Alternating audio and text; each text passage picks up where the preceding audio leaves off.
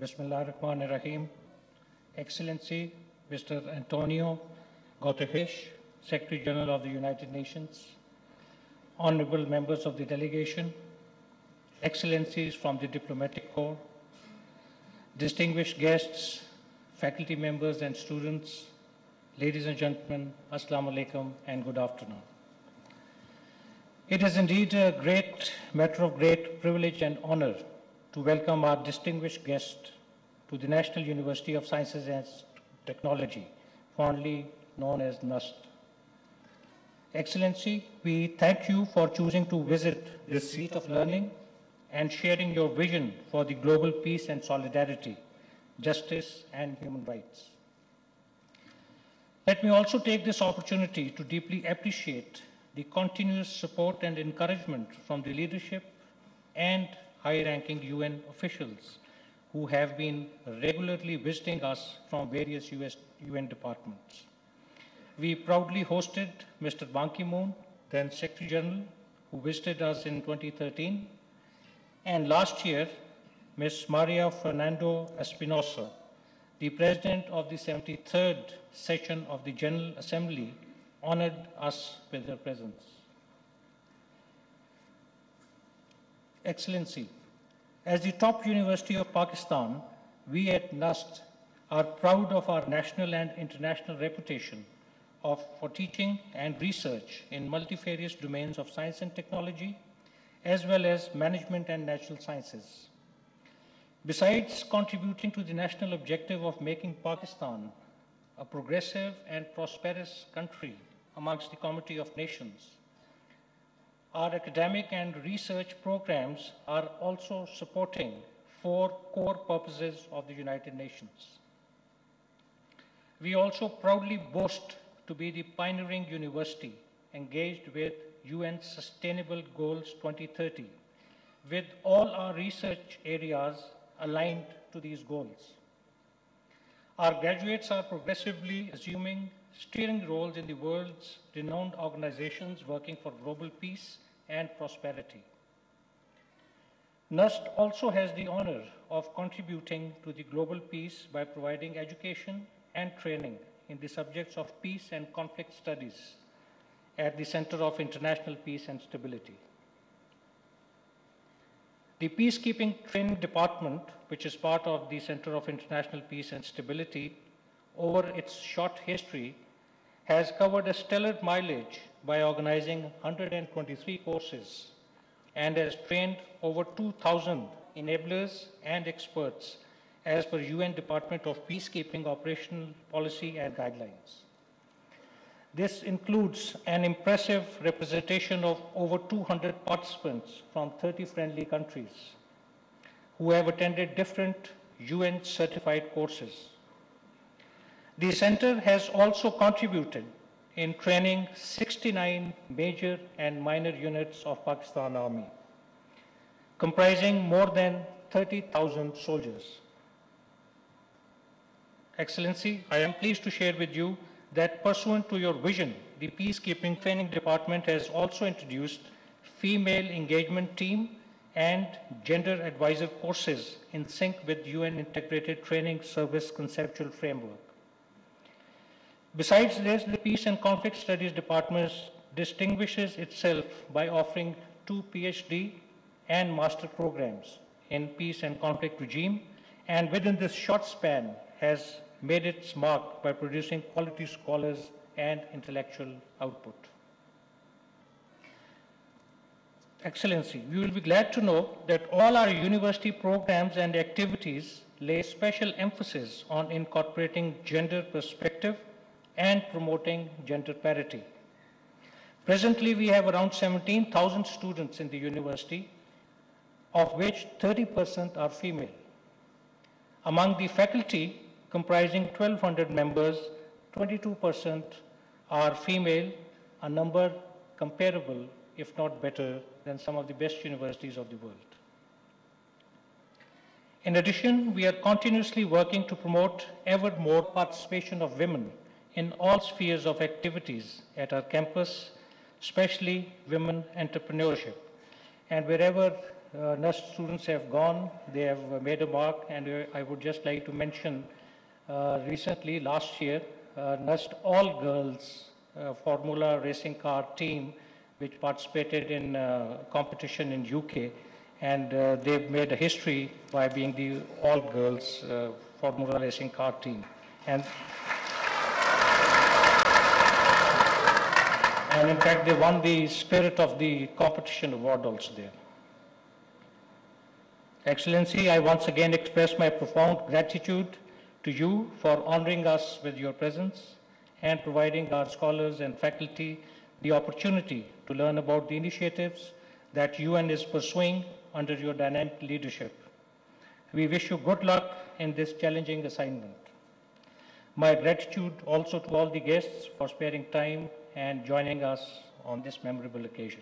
Thank you very much. Pakistan, Paindabad.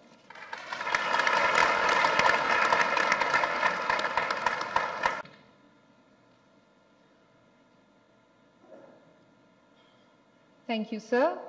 Distinguished guests, now Honorable Director General, Military Operations, Major General Noman Zikria, Hilal-e-Imtiaz Military, will enlighten us about Pakistan's contributions in United Nations peacekeeping operations.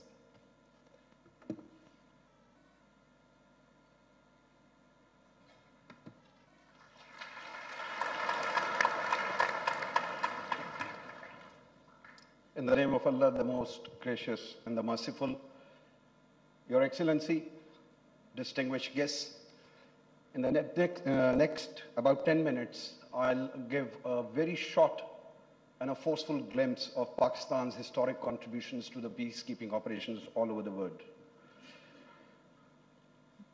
Excellency, I'll start with a statement of the Father of the Nation, which lays down the foundation of our peacekeeping operations, a very strong message that I would love to read out.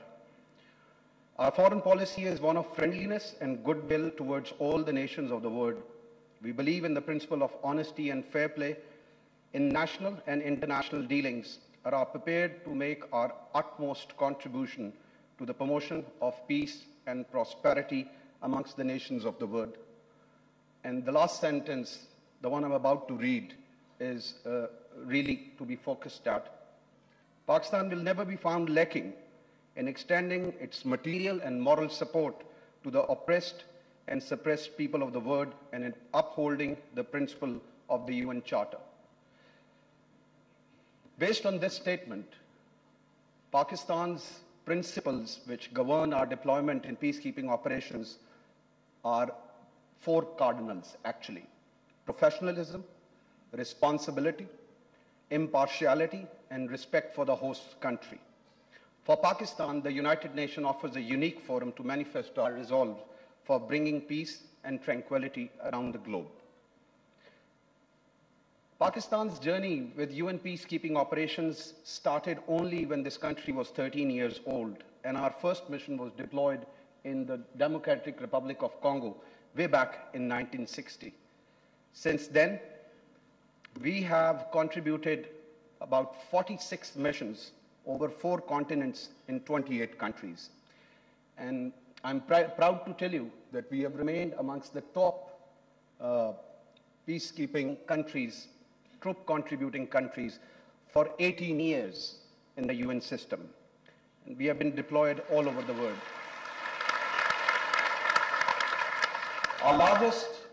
By far, our largest deployment has been in Congo, where we have so far contributed more than 73,000 troops.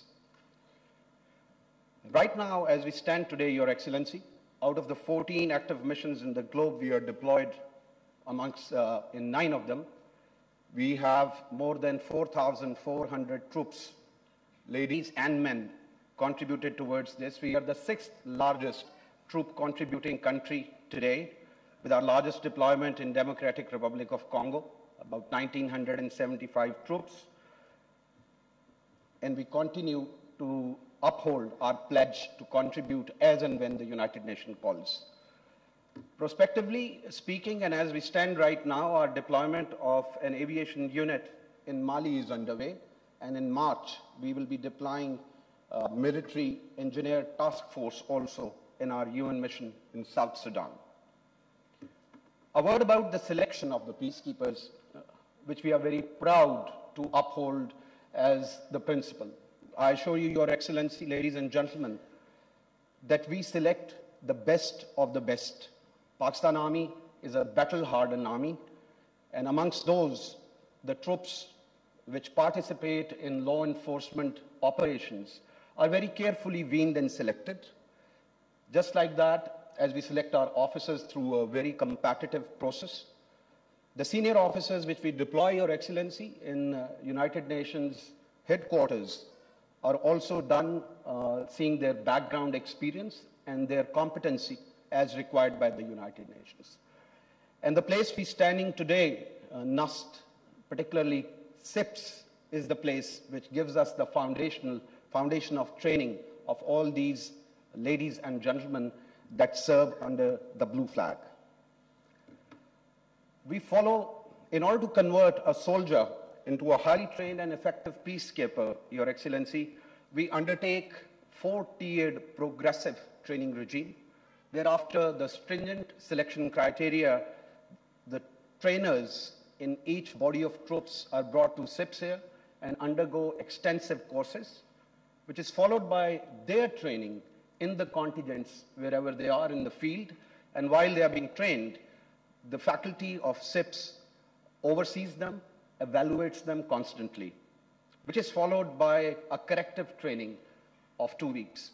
Last but not the least, when we deploy these contingents in the mission area, we again put them through mission-specific training as per the environment and requirement of each mission. And that is one of the reasons, Your Excellency, that Pakistani troops have always been, and I give you this pledge, shall remain in high demand in the UN system. Something which Director Nust also mentioned, and we are very proud to tell you this, that we have total commitment to gender mainstreaming. So far, we have contributed 400 female peacekeepers who have served under the blue flag. We are also one of the first countries to deploy exclusive female engagement team in Congo, and we are also very proudly contributing towards the United Nations Integrating Training Services team, wherein our ladies and our officers go over all across the globe in various peacekeeping training institutes and act as mentors and instructors in every part of the world. Restoration of rule of law, as we all know, is very important in the UN peacekeeping system. And I can very proudly say today, standing here, that we have contributed 45 formed police units in 5 United Nations missions. And a very challenging task. Most of the places, they are taking the places of the regular troops and maintaining stability in those troubled regions of the world. We also have the honor of one of our very brave police officers, Shahzadi Gulfam, has the honor of being bestowed upon the International Female Policekeeper Award of 2011.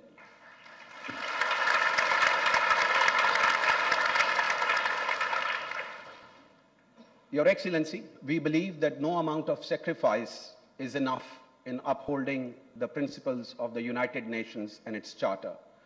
So in their duty of the global peacekeeping operations, we have 157 peacekeepers who gave the ultimate sacrifice, including 24 officers. And 96 of them were proud recipients of Dag Hammarskjöld Medal.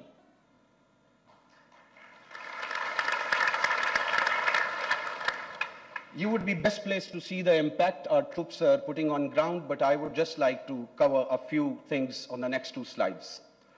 We have been instrumental in conducting peaceful elections and referendums in mission areas. We have a major share in disarmament of thousands of rebels in multiple conflict zones. We have participated or led demining operations in about 125 square kilometers of area. Apart from that, capacity building of local police, armed forces, and law enforcement agencies is obviously one of the regular tasks of our troops. As far as socio-economic impact is concerned, Your Excellency, I assure you that Pakistani troops have always gone beyond their mandate to take care of the host communities, whether they be free medical treatments, rehabilitation and patronization of education facilities, vocational training of the local population, projects to undertake economic revitalization and establishing rule of law, engaging marginal strata of society through female engagement teams, or development of communication infrastructure and airfields. Going ahead, Your Excellency, we understand that the future peacekeeping environment is likely to become even more complex and will require robust peacekeeping mandates. They would also require a comprehensive and integrated approach to peacekeeping apart from absorption of high-tech capabilities and highly responsive and agile contingents. While all of this will be required, the peacekeeper herself or himself will have to be dynamic in thought and training with better public management skills. And our complete focus is to assure that we are up to the futuristic challenges. And the capstone doctrine or action for peace, which Your Excellency himself espoused, remains the focus of our training to prepare our future peacekeepers to undertake the future challenges. We remain committed, Your Excellency, ladies and gentlemen, to keep providing highly trained, optimally equipped, and agile military and police contingents. We will continue to fulfill our obligations toward United Nations peacekeeping readiness system, of which we are a very proud and active member. While we do that, we continue to look at providing incessant and robust peacekeeping support to Action for Peace initiative. As before, Pakistan, the state of Pakistan will continue to partake in the intellectual and training contributions. As far as female peacekeepers are concerned, we would ensure, Your Excellency, gender mainstreaming, and by mid of 2020, Pakistan Army, the police forces would have fielded 90 female peacekeepers additional to the system.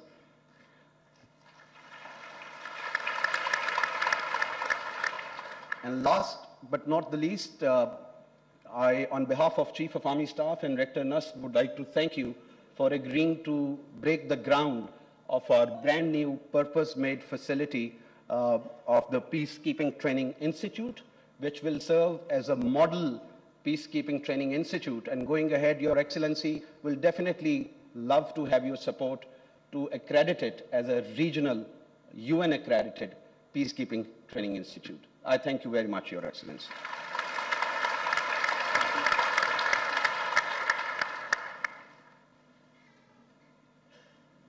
Thank you, sir, for your perspicacious contemplation about Pakistan's contributions in United Nations peacekeeping operations. Worthy guests, I would now request Lieutenant General Maqsood Ahmed, Hilal-e-Imtiaz Military, retired, to share his imperative thoughts on contemporary challenges to peacekeeping, need for a paradigm shift to action for peacekeeping.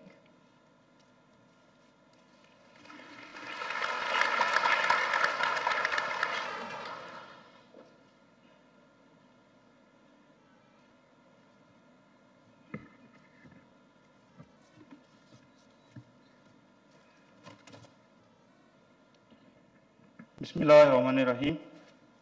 Honorable Secretary General, Rector Nust, Chief of General Staff, distinguished guests, Excellencies, ladies and gentlemen, good afternoon and Assalamu alaikum.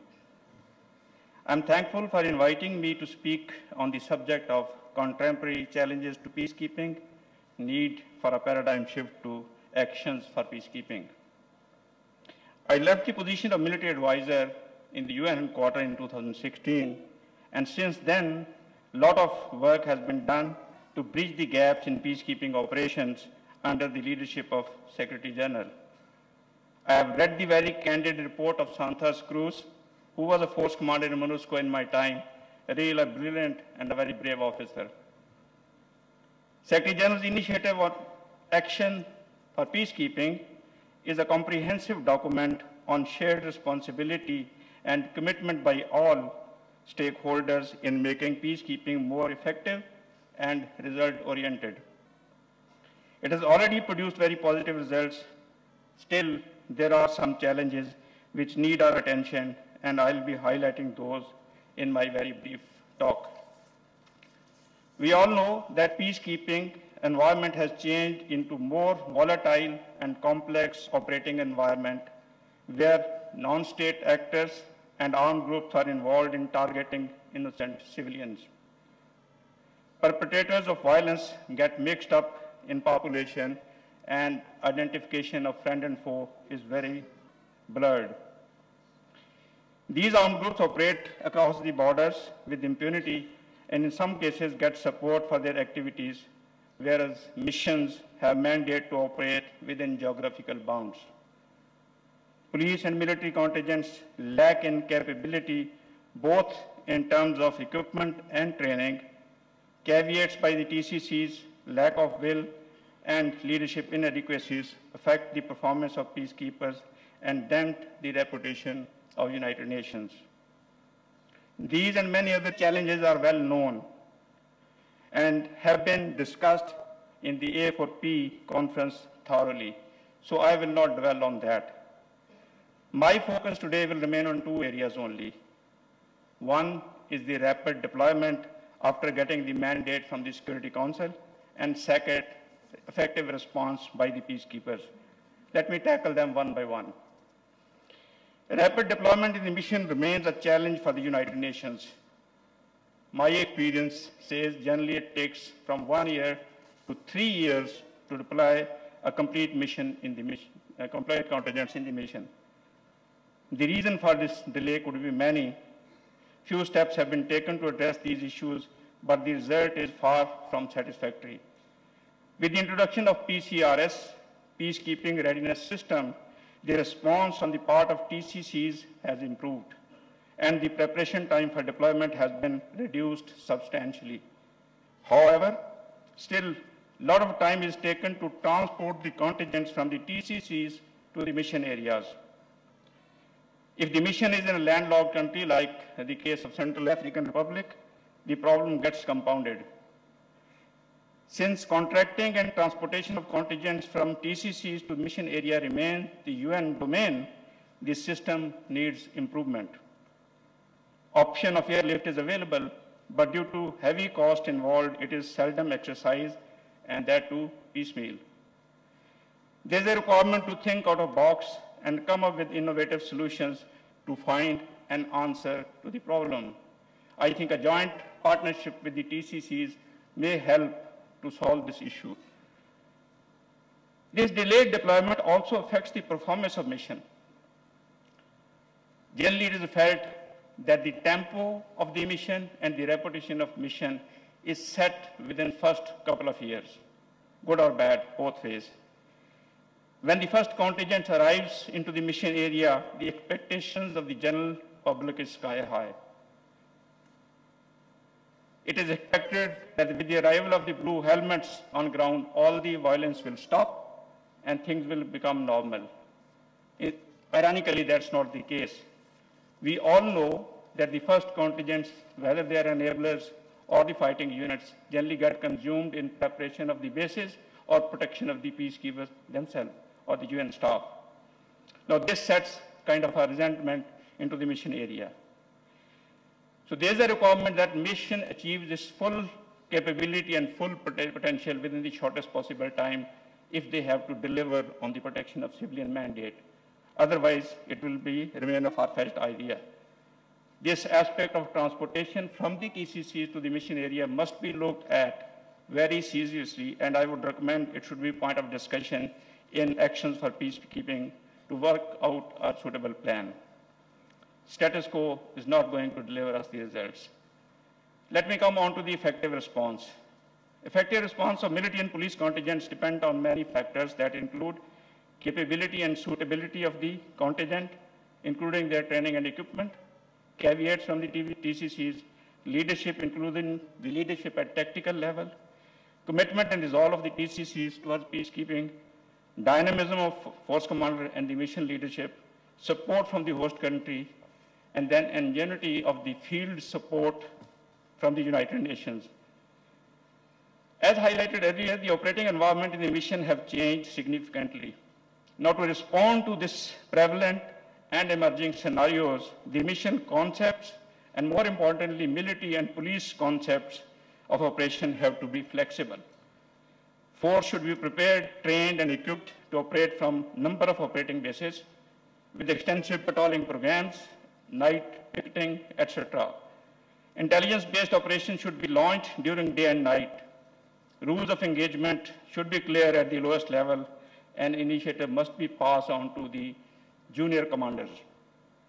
There is a risk in these kind of operations, but that risk is worth taking if POC mandate has to be delivered. Reactive and cautious approaches causes the initiative to the spoilers of the peace, and a fallout is kind of a lukewarm response from the peacekeepers. I can assure you the chances of casualty both to the innocent civilians as well as to UN staff will reduce drastically if peacekeepers remain proactive. Fortress mindset is bound to fail. That is what Santos Cruz also said in his 18 points when he presented the report to Secretary General. To operationalize the flexible concept of operation, UN support system needs to be revamped. UN support system should be geared up to provide logistic support in distant locations and to the smaller groups. Age-old system of providing support up to company bases and passing the buck on to the TCCs or the contingents is not working. Enablers play a pivotal role in the execution of flexible and proactive operations. Without violating combat aviation and combat aviation, as well as engineer support, these operations cannot be conducted. The command of enablers has been under discussion in UN since long.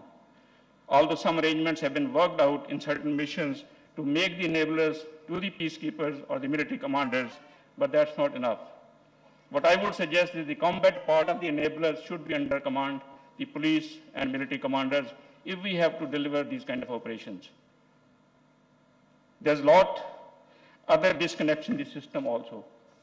For example, we here are advocating the robust operations, use of force, and productive operations. On the contrary, the UN support system is discouraging that. We all agree that when you have a high tempo operation, the wear and tear to the equipment and man and material is more.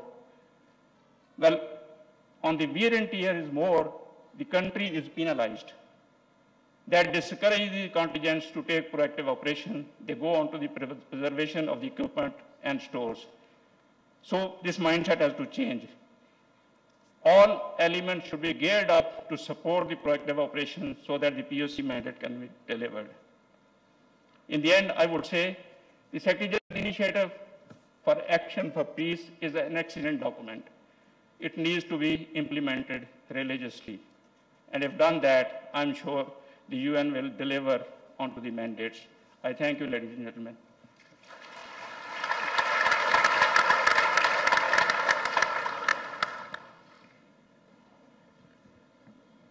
Thank you, sir, for highlighting the challenges and action for peacekeeping.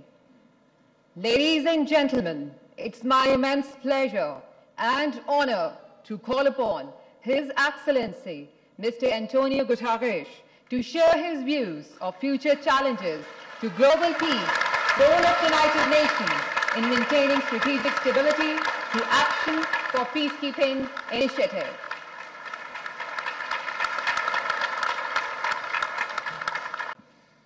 Chief of Major Staff, Rector,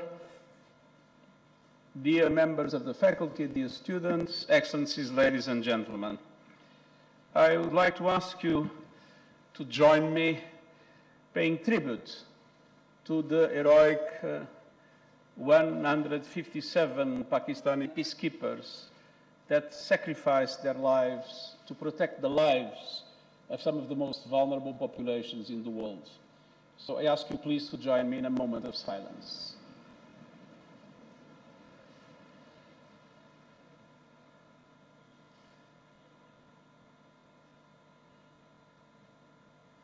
Thank you.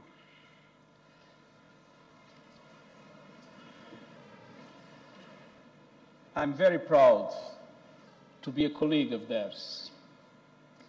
And it's a great pleasure and an honor for me to be here in the Center for International Peace and Stability, one of the most important institutions in the world that support peacekeeping activities in an extremely competent and professional way. We all know that peace does not happen by chance. It is the result of difficult decisions based on solid evidence and facts.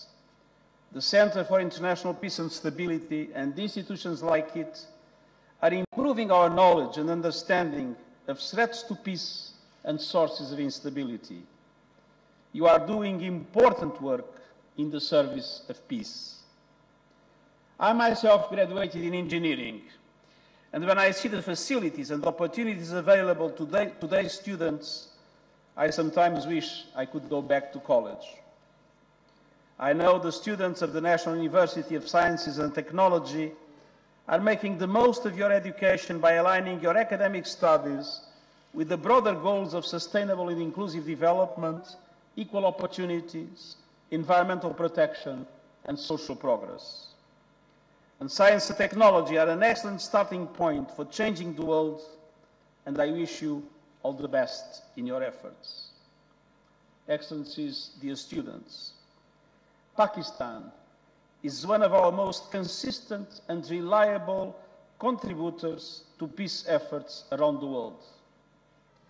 Since the first Pakistani deployment to the Congo, as it was referred, in 1960, Pakistan has contributed more than 150,000 personnel to 41 peacekeeping missions in 23 countries. And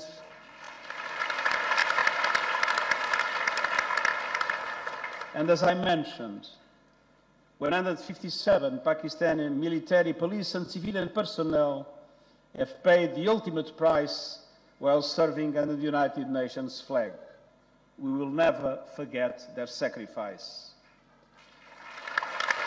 Today, Pakistan is the sixth largest contributor of troops and police, with more than 4,400 uniformed personnel serving in 9 United Nations peace operations, including in some of our most dangerous missions, like it is the case of Central African Republic and Mali. And Pakistani officers are also playing an important part as force commanders and chiefs of staff, and Pakistan contributes critical equipment, including an helicopter unit in Mali. I've seen for myself the professionalism, the commitment of Pakistani military, police and civilian personnel in our missions, and I thank you for your important contribution to creating a safer and more peaceful world. United Nations peacekeeping is a beacon of hope for millions of people affected by conflict and instability. Since 1948, over 70 UN peacekeeping missions have supported countries to make the transition to peace, fostering an environment of stability and development. But as the nature of conflict changes, UN peacekeeping faces new challenges. Rising threats to the security of peacekeepers themselves, difficult relations in several cases with governments of some host countries, and problems in identifying an endpoint and an exit strategy for our missions. The growth of well-armed, non-state armed groups, some of which operate across borders with shifting alliances and no clear political goals, have made it more difficult to negotiate an end to the conflict. And the pathways to peace often depend on finding or creating unity of purpose and political will at the local, national and international levels. In some places, blue helmets are targeted by armed groups. That means we have to expend some of our resources on our own protection. New digital technologies and the spread of propaganda on social media platforms are changing the face of war. Our peacekeepers in the Democratic Republic of the Congo and Mali have both been targeted by misinformation campaigns. And these new challenges called for decisive and cohesive action by all peacekeeping partners. Excellencies and dear students, This is the background to the Action for Peacekeeping initiative that was launched in March 2018 to revitalize the essential partnership between the United Nations, troop and police contributor countries, host governments, regional organizations, and all who have a stake in peacekeeping. Pakistan was the first country to endorse the Declaration of Shared Commitments on A4P. And I thank the government of Pakistan for stepping forward to champion safety and security, performance and accountability. Over the past 2 years, more than 150 member states and 4 partnering organizations have followed Pakistan's lead. The declaration covers 8 areas for peacekeeping political solutions: women, peace and security, protection, safety and security, performance and accountability, sustaining peace, partnership and conduct. It is a blueprint for all our peacekeeping-related work. The success of A4P depends on all peacekeeping stakeholders upholding their commitments. We, in the United Nations Secretariat, have made progress across key areas of the declaration, including measures to reinforce the security and performance of our peacekeepers. These have resulted in improved casualty evacuation procedures and in a decline in peacekeeper fatalities from malicious acts, from 59 in 2017 to 28 in 2019.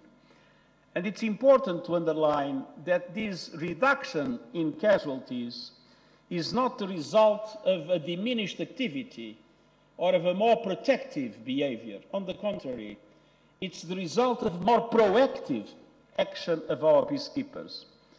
It is the fact that they are being much more proactive and, based on that, more able to intimidate those that would eventually attack them, that it was possible to meaningfully reduce the number of casualties in our peacekeeping operations, and at the same time increment the capacity for the protection of civilians by the peacekeepers themselves. In Central African Republic, where more than 1,000 Pakistani troops serve, an enhanced partnership with the African Union contributed to a peace agreement between the government and armed groups, which is now being implemented. Levels of violence and civilian casualties have fallen. With deployment of the first ever Pakistani female engagement team to South Kivu in the Democratic Republic of the Congo, Pakistan is a leader in championing women peacekeepers and an example for other troop contributors. This inspiring all-women Pakistani team has implemented successful projects on vocational training, medical outreach and psychological support, and improved information gathering that feeds into security assessments. It's my experience of 10 years as High Commissioner for Refugees, being in some of the most dangerous areas in the world, that to gain the confidence of populations, to gain the confidence of communities, women peacekeepers, both military and police, are absolutely essential. And they can do things that us, men, are not able to do, gaining that confidence and creating conditions for a much more effective action of our peacekeeping units. Forward, we see several areas for progress within the A4P framework. First, supporting missions in the most challenging environments to deal with greater security risks than ever. Second, we are building greater capacity to improve the protection of civilians through training partnerships and provision of better equipment. Third, we will enhance our analytical and intelligence capacities by strengthening direct engagement with the host governments, communities and local people. Fourth, we will strengthen implementation of human rights due diligence policy, including through review mechanisms. And we will continue to work with troop and police contributing countries to increase the number of women in uniform, to fill equipment gaps, and to set standards for environmental sustainability and accountability. And we will build our efforts to hold accountable the small minority of peacekeepers who commit unlawful acts, including sexual exploitation and abuse. And I remember the first meeting I had with the ambassadors of troop contributing countries. I see the distinguished ambassador of Pakistan was in that lunch when I started my functions. And it is true that 3 years ago, there was a permanent campaign about peacekeepers that was negative, and the questions of sexual exploitation and abuse were very much in the limelight of international media. And I'm very proud of the fact that with the cooperation of all of us, it was possible to completely change that perception. And today, when we read the media about peacekeeping, it's a totally different and a much more positive image that we are able to collect. And I'm extremely grateful to all countries that assumed leadership in order to have better training and better accountability of their forces. And this has contributed enormously to strengthen the image of peacekeeping around the world. And Pakistan has been absolutely exemplar in that regard.